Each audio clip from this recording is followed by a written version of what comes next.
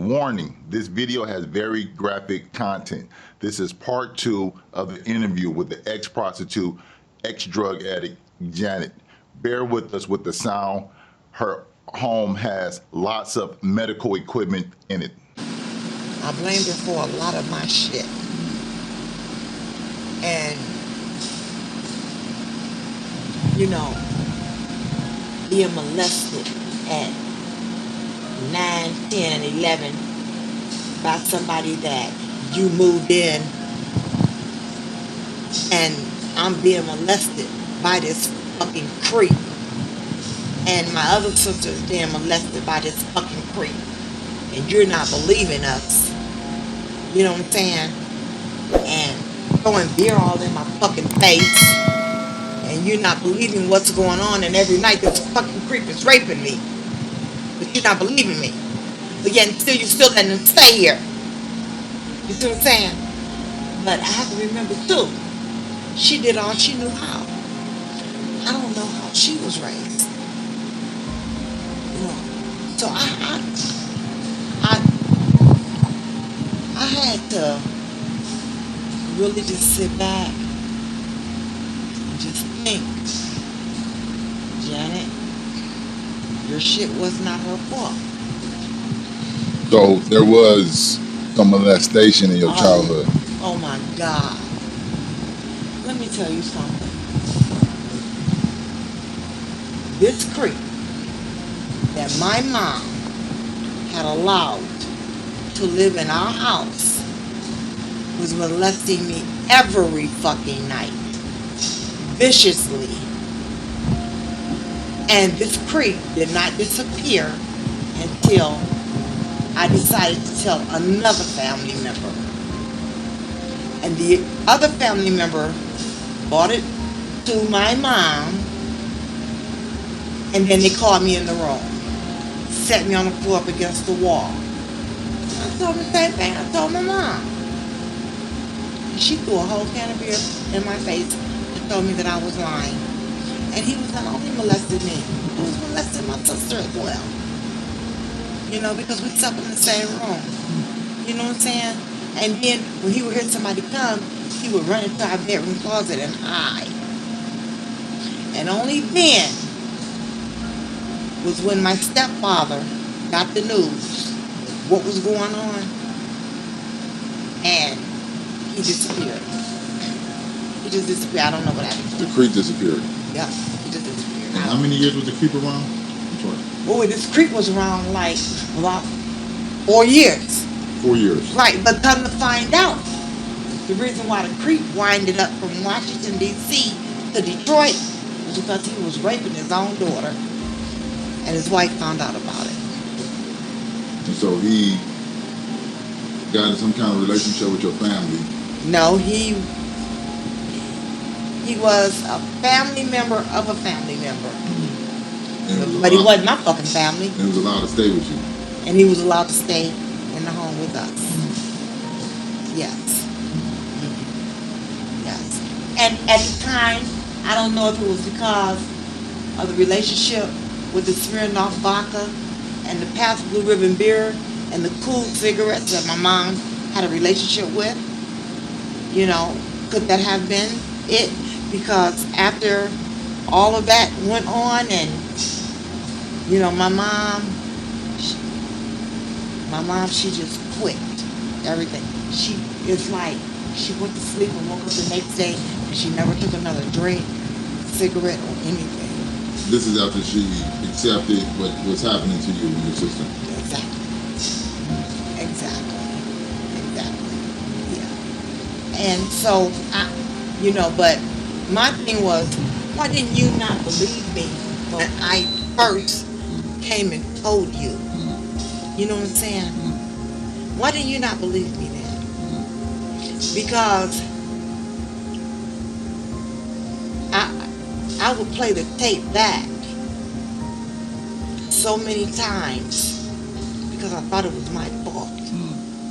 But it wasn't my fault. I was only a fucking kid. It wasn't my fault.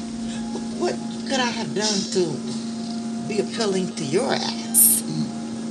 You know what I'm saying? What? That wasn't my fault. it wasn't my mother's fault neither. You know what I'm saying? Because I don't know what went on in her life, but the love that I really wanted to receive from my mother, I did. But though she would tell me how sorry she was, but then I was like, sorry for what? You know, but she wouldn't tell me. It hurt her to say those words. Exactly. Exactly. And then I never knew who was actually my father, but everyone else knew who their father was. But I never knew, so I called everybody else's father dad. And then my mom got married, and I had the best stepfather in the world. He never tried to touch us. He took good care of us like we was his own children. We were his children because he never had any children but us. And he allowed us to live what childhood we had left. That's the best way I can put it. Okay. What childhood I had left, he allowed me to live that, comfortably. Yeah. So, there was a little bit of relief then. But the moment I had a chance to get out of my mom's house, I did. That it wasn't forced. You know what I'm saying? I opened the door for that. You opened the door for people to come in my circle to help me progress and keep allowing me to do the things that I was doing. In terms of doing drugs. And drugs and the prostitution and the stealing and the lying and the conniving. So it was a type of person that you were attracted to come into your life? Yeah, a lot of it was people that I was attracted to, and then it had got to the point to where it was people that I wasn't attracted to, that I just didn't care. As long as you had what I wanted, come on. Because I'm attracted to what you got. Was it in the beginning, was it an admiration for the type of person that came into your circle? Like, I want to hang out with this type of person? Well, okay, so the whole thing started, it was just me and my 3 children. And, we were doing fine. But I let my neighbor come into my life and introduce me to the narcotic. And when she came in, when she introduced me to the drug, you couldn't tell me that she wasn't my best friend. I mean, she was the best thing in the world to me. When all the time not knowing that she was really my enemy. So, then, it just went on, I mean, like, was she your enemy because of the introduction to the drugs? Well, later on, she had became my enemy. Was it innocent? Like, she just wanted to have some fun with you, and she wanted you to have fun with her in the introduction of the drug? Well, I never really started having fun with women until I had got deep into my addiction. Mm-hmm. You see what I'm saying? And but that was only in my mind that that's what I wanted to do. Because when I got my life together, I really and truly love men. You know what I'm saying? So, but in my addiction, it was whatever goes. And that's what the neighbor. And that was with the neighbor. So the neighbor was a interest. Right. For you? For me. And it was a pretty horrible situation, Damar. The things that I subject and endured my children through was not good at all. I mean, my daughter cut her leg and I tied it up with a piece of plastic. I didn't take her to the hospital, because I needed to get high. I didn't have time to do that.